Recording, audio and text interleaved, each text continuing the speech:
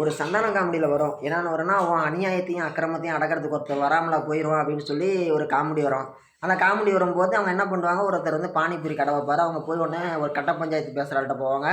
அந்த ஆள் வந்து 3 கூட அப்படிம்பாங்க. இந்த ஆள் என்ன பண்ணுவான், பானிபூரி கடைக்காரனுக்கு நம்மளுக்கு 5000 ரூபா பிரச்சனை, இவன் 3000 கொடுத்தா போதுங்கிறான் அப்படின்னு சொல்லி சொல்லுவாங்க. ரவுடிங்க வந்து அந்த ஆப்போசிட் கடையை காலி பண்ணி விட்டுருவாங்க. அப்புறமேட்டு என்ன ஆகும், சந்தானம் போய் இவங்ககிட்ட 3000 கொடுப்பாரு. இதே நேரத்துக்கு கொடுக்குறா போய் 5 லட்சம் கொண்டு வாம்பாங்க. ஏ இவர் 3000 கொடுப்பாரு, 3 லட்சம் கேட்பாங்க. அப்போ சந்தானம் சொல்லுவார், யோ எனக்கு அவனுக்கும் பிரச்சனையே 5000 தான், ஐயா நீங்கள் எதுக்கு 3 லட்சம் கேட்குறீங்கன்னதுக்கு, நாங்களாம் பெரிய பெரிய ரவுடிங்க, நாங்கள் இவ்வளோ தான் கேட்போம் அப்படின்னு சொல்லி சொல்லுவாங்க. அதே மாதிரி தான் வந்து பார்த்திங்கன்னா நம்ம மலேசியாவுக்கு இந்தியாவுக்கு எல்லாத்துக்கும் போயிட்டு வரக்கூடிய ஒரு பெரிய விமானம் என்னன்னு சொல்லி கேட்டோம்னா இண்டிகா நிறுவனம்.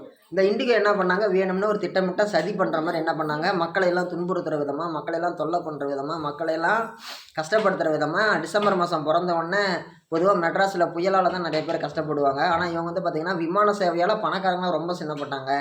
இதுக்கு அவங்க செஞ்ச ஒரு பெரிய சதி வேலை என்னன்னு சொல்லி கேட்டோம்னா இண்டிகா நிறுவனத்துக்காரங்க அவன் விமானத்தை நிறுத்தி வச்சது தான். இதனால் வந்து பலதரப்பட்ட மக்கள் வந்து பார்த்திங்கன்னா பெரிய பெரிய பணக்கார முதலைகள், பணக்கார காண்டாமிருகங்கள்லாம் ரொம்பவே கஷ்டப்பட்டாங்க. அதுக்கப்புறமேட்டு வந்த காலகட்டங்களில் நம்ம முன்ன சொன்ன மாதிரி தான், அநியாயத்தையும் அக்கிரமத்தையும் தடுத்து நிறுத்த ஒருத்தன் வராமலா போயிடுவான் அப்படின்ன மாதிரி இப்போ புதுசாக 3 விமான நிறுவனங்கள் இந்தியாவில் விமானம் ஓட்டிக்கலான்னு சொல்லி யார் அனுமதி கொடுத்துருக்குறாங்க, நம்ம பிரதமர் நரேந்திர மோடி அவர்கள் வந்து பார்த்திங்கன்னா அனுமதி கொடுத்துருக்கிறாரு. பிரதமர் வந்து அனுமதி கொடுத்துருக்கிறாரு. நாம் ஏன் பிரதமர்னு சொல்கிறோம்னா, இந்த மாதிரி முக்கியமான நடவடிக்கைகள்லாம் வந்து பார்த்திங்கன்னா அந்த துறை அமைச்சர்கள் யார்கிட்ட கொண்டுட்டு போவாங்க, பிரதமர்கிட்ட. ஓகே, இப்போ உங்கள் ஊருக்கு ஒரு பாலம் வந்துருச்சு அப்படின்னா உங்கள் ஊர் அமைச்சர் பேராக சொல்கிறாங்க கிடையாது, அந்த மாநிலத்தோட முதலமைச்சர் பேர் தான் சொல்லுவாங்க.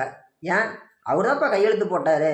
அதே மாதிரி இப்போ நம்மளுக்கெல்லாம் வந்து பார்த்திங்கன்னா புதுசாக 3 கம்பெனிக்காரங்க விமானம் ஓட்ட போகிறாங்க. அந்த 3 பேர் யாருன்னு சொல்லி கேட்டிங்கன்னா வேறு யாரும் கிடையாது. ஒருத்தர் வந்து பார்த்திங்கன்னா கேரளாவை பூர்வீகமாக கொண்ட ஒரு மிகப்பெரிய ஒரு நிறுவனம். இன்னொன்று வந்து பார்த்திங்கன்னா உத்தரப்பிரதேசத்தை பூர்வீகமாக கொண்ட ஒரு நிறுவனம். ஓகே, தமிழ்நாட்டிலேருந்து அந்த அளவுக்கு வசதியான ஆள் யாருமே போகலைன்னு சொல்லி கேட்டிங்கன்னா போகல. ஏன்னா அவங்க அரசியல்வாதிகளாக இருக்கிறனால நம்ம எதுக்கு அரசியலே பணம் நிறைய வருது, நம்ம தனியாக ஆள் வச்சு வேற ஓட்டணுமா, இருக்கிற பிஸ்னஸ்லாம் பண்ணாலே போதும் அப்படின்னு சொல்லிட்டு என்ன பண்ணுறாங்க, இவங்க இதோட நிறுத்திக்கிட்டாங்க. விமான சேவையை பொறுத்த வரைக்கும் இனிமேல் புதுசாக ஒரு 3 கம்பெனி வந்திருக்கிறதுனால இப்போ இருக்கிற கம்பெனியும் சேர்த்து மொத்தம் ஒரு 4 மிகப்பெரிய கம்பெனிகள் அப்படிங்கிறது இருக்கும். மிகப்பெரிய ஒரு வெக்கக்கேடு இந்தியாவுக்கு என்னென்னு சொல்லி கேட்டோம்னா, சொந்தமாக நம்மளோட குட்டி குட்டி நாயிட்டாக இருக்கக்கூடிய நாடுகள்லாம் கூட வந்து சொந்தமாக ஒரு விமானம் அப்படிங்கிறத வச்சுருக்கிறாங்க. நம்ம தாய்லாந்து எடுத்துக்கிட்டிங்கன்னா தாய்லாந்து ஏர்வேஸ் இருக்குது. ஸ்ரீலங்கா போனோம்னா, இலங்கைக்கு போனோம்னா ஸ்ரீலங்கன் ஏர்வேஸ் இருக்குது. இந்த மாதிரி குட்டி குட்டி நாடுகள் ஓகேங்களா. இப்போ நம்ம எடுத்துக்கிட்டோம் அப்படின்னா நம்ம ஒரு 4 எம்பி தொகுதி கூட வராது இலங்கை, அவங்க ஒரு தனி விமானம் இது வச்சுருக்கிறாங்க. நம்ம நாட்டில் இல்லையான்னு சொல்லி கேட்டிங்கன்னா இருக்குது.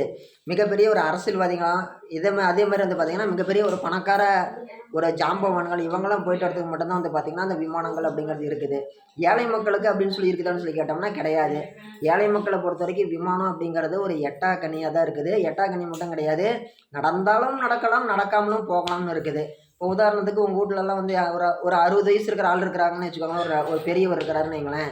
அவர்கிட்ட நீங்கள் போய் கேளுங்க, எத்தனை தடவை விமானத்தில் போயிருக்கிறீங்கன்னு சொல்லிட்டு அவங்க என்ன சொல்லுவாங்க, விமானத்தில் நான் எதுக்குப்பா போகணும், எனக்கு அது அவசியமே இல்லை, எனக்கு கடவுள் கொடுத்த கை இருக்குது, கால் இருக்குது, நடந்து போவேன், பஸ்ஸில் போவேன், சைக்கிளில் போவேன், எக்ஸலில் போவேன்னு சொல்லுவாங்க. ஏன், கடவுள் எல்லாத்துக்கும் தான் கை கால் கொடுத்துருக்குறாரு, ஏன் எல்லாருமே விமானத்தில் போகலாமே, ஏன் நாம ஏன் போகிறதில்ல? நம்ம மனசில் அது தோணலை. நம்ம மனசில் தோன்றதுனால தான் நிறைய பேர் என்ன பண்ணுறாங்க, எதுக்கும் துணிஞ்சு தவறு செய்கிறாங்க, தண்டனை அனுபவிக்கிறாங்க. இப்போ சிறைச்சாலையில் இருக்கக்கூடிய கைதிங்கெல்லாம் போய் கேளுங்க, எனக்கு அது வேணும்னு தோணுச்சு அதனால அந்த செஞ்சேன் அப்படிம்பாங்க குற்றம். ஒரு மர்டர் கேஸ் அக்யூஸ்டாக விசாரித்தோம் அப்படின்னா கோபத்தில் தெரியாமல் பண்ணிட்டேன் அப்படிம்பாங்க. இன்னும் ஒரு சில வந்து திட்டம் போட்டு பண்ணம்பாங்க. அதாவது ஒருத்தரோட மனசில் அது வேணும்னு தோணுச்சுன்னா 1 வருஷம் 2 வருஷம் 4 வருஷம் 5 வருஷம் ஆனாலும் கூட அதை செய்வாங்க. வேணான்னு தோண்டிடுச்சுன்னா அவங்க எதையுமே செய்ய மாட்டாங்க. அப்படி இருக்கும் பொழுது வந்து பார்த்தோம்னா இவங்க வந்து என்னது, விமானத்தில் போகணும்னு சொல்லி யாருக்குமே அந்த ஒரு ஆசையே வரதில்லை. அதனால தான் வந்து விமானத்தில் ஏழைகள் யாருமே போகிறதில்ல. இப்போ உதாரணத்துக்கு சேலத்துலேருந்து மெட்ராஸுக்கு ஒரு 1500 ஏரோப்ளான் டிக்கெட் வருதுன்னு வைங்களேன். இங்கேருந்து போகிறதுக்கு நம்ம மக்கள், நடுத்தர மக்கள் என்ன சொல்லுவாங்க, நான் ட்ரெயினில் போனால் இன்னும் கம்மியாக வரும், நான் பாட்டு ரயிலில் நடந்து போயிட்டு நடந்து வரலாம், நல்லா காற்று வாங்கலாம். இதுவே பஸ்ஸில் போனோம் அப்படின்னா எனக்கு அதுக்கான காசு அப்படிங்கிறது கம்மி காசு தான் ஆகும். நான் என்னத்துக்கு ஃப்ளைட்டில் போகணும், அதுவும் 1500 கொடுத்து போகணுமா, எனக்கு அதெல்லாம் தேவையா? அதெல்லாம் எனக்கு தேவையில்லாத வேலை. நான் எதுக்கு அதெல்லாம் போகணும்? அது எனக்கு முக்கியம் இல்லாத ஒரு வேலைன்னு சொல்லுவாங்க. இது வந்து ஒரு எதார்த்தமான ஒரு விஷயம். எதார்த்தமான விஷயம்னா, உண்மையாலுமே எதார்த்தமான ஒரு விஷயம் தான். ஏன்னா, இன்னைக்கு இருக்கக்கூடிய ஒரு மனுஷனுடைய வருமானம் அப்படிங்கிறது, சராசரியா ஒரு நாளைக்கே ஒரு ரூ. 400 ரூ. 500 சம்பாதிக்கிறதே பெருசுங்கிற மாரி தான் இருக்குது. அப்படிங்கும் பொழுது, அவன் இங்கேருந்து மெட்ராஸுக்கு ஒருத்தன் போறான். ஒரு ஒரு ஆள் நடுத்தர குடும்பத்த சேர்ந்த ஒரு சாதாரண ஒரு குடிமகன் போறாரு அப்படின்னா, எல்லாருமே ஜோப்லேருந்து ஒரு 10 நோட்லேருந்து ஒரு நோட் எடுத்துட்டு போக மாட்டாங்க. அந்த அந்த ஒரு நோட்டுக்கு பின்னாடியே கூட ஒரு வரலாறு இருக்கும். அவன் 4 பேர்ட்ட கடன் கேட்டுட்டு 3 பேர் தராம 4வது ஆள் கூட அந்த ஒரு ரூ. 500 குடுத்துருப்பாங்க. சரி போயிட்டு வா, போயிட்டு வந்து எப்ப தரேன்னு சொல்லி கேட்டுட்டு தான் குடுத்துருப்பாங்க. ஒரு மிகப்பெரிய வந்து நம்ம இன்னைக்கு பார்க்குறோம். விமானம்னு சொல்லிட்டு. இந்தியால இருக்கக்கூடிய 8,00,00,000 மக்கள் தொகையில அதிகபட்சம் ஒரு 4,00,000 பேர் தான் வந்து விமானத்த யூஸ் பண்ணுவாங்க. அந்த 4,00,000 பணக்காரங்க மட்டும் தான் விமானத்தில போறது, வரது இவங்க எல்லாமே ரொட்டேஷனா. மித்தபடி நடுத்தர குடும்பத்தாளுங்களோ, ஏழைகளோ போறதே கிடையாது. போறத பத்தி அவங்களுக்கு ஐடியாவும் கிடையாது. ஏன்னா, அது நம்ம மனசுல விதைக்கப்பட்டது. இப்ப உதாரணத்துக்கு நியூ இயர்க்கு எல்லாரும் கேக் வெட்டுறாங்க. அது எதுக்கோசரம் வெட்டுறாங்க? நியூ இயர்க்கு கேக் வெட்டுற பழக்கம் அப்படிங்கிறது நம்மளுக்கு எப்படி அது மைண்ட்ல ரிஜிஸ்டர் ஆனுச்சு? Media, cinema. இப்ப நாம பார்த்த சின்ன வயசுல பார்த்த படங்கள்லாம் வந்து பார்த்தீங்கன்னா, நியூ இயர்ல ஆனா கேக் வெட்டுவாங்க. பிறந்த நாள் ஆனா கேக் வெட்டுவாங்க. அதுக்கு என்ன காரணம்? அப்பதான் அது நம்ம மனசுல பதியணும். அப்பதான் அது நம்மள மனசுல பதியும் அப்படின்னு சொல்லிட்டு, வெளிநாட்டு கலாச்சாரத்த நம்ம அவங்களோட புகுத்துற மாரி. அத பார்த்துட்டு நாம என்ன பண்றோம்? கேக் வெட்டுறோம். பிறந்த நாள் ஆனாலும் கேக்கு, அதே மாரி நியூ இயர் வந்தாலும் கேக்கு. அதுக்கு முன்னாடிலாம் ஒரு பழக்கம் இருக்கும். என்ன பழக்கம்? தீபாவளி ஆனுச்சு அப்படின்னா, வீட்டிலேயே பலகாரம் செய்றது. அம்மா, பாட்டி எல்லாம் சேர்ந்து செய்வாங்க, பிடிப்பாங்க. இன்னைக்கு நாமலாம் வந்து எதையுமே வந்து வீட்ல கிடையாது. எல்லாமே பேக்கிங் ஐட்டம் தான். பேக்கரிக்கு தான் போறது. எல்லாமே ரெடிமேடா கிடைக்கிறத நம்ம வாங்கி சாப்பிடுறோம். இன்னொன்னு சொல்ல மறந்துட்டேன். இப்ப நம்ம சினிமால கேக் வெட்டுங்க, வெள்ளைக்காரன் கலாச்சாரத்த நீங்க பயன்படுத்துங்கன்னு சொல்ற அதே தமிழ் சினிமா, எல்லாருமே ஏரோப்ளேன்ல போயிட்டு வரலாம் அப்படின்னு சொல்லி காட்ட மாட்டாங்க. ஏன்? அவங்கள பொறுத்தவரைக்கும் ஏழையா இருந்தா மட்டும் தான், அவன் சம்பளத்துக்கு அதிகமா ஒரு நாளைக்கு ரூ. 2,000 குடுத்து டிக்கெட் வாங்குவான். கடன் வாங்கி டிக்கெட் வாங்கி அந்த படத்த பார்ப்பான்.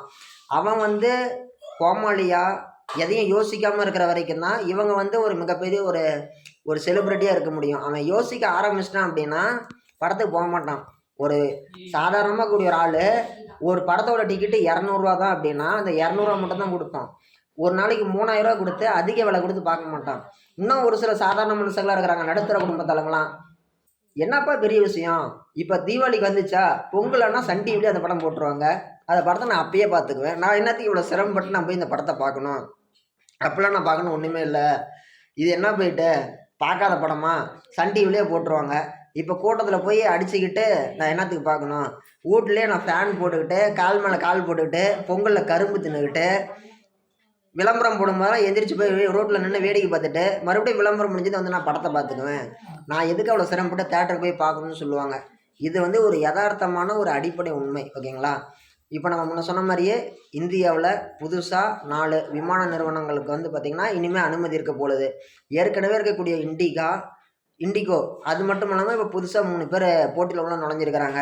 இதுக்கு மேல வந்து பார்த்தீங்கன்னா, அரசாங்கம் எந்த கடுமையான சட்டதிட்டங்களையும் உள்ளாடி கொண்டுட்டு வரலாங்க.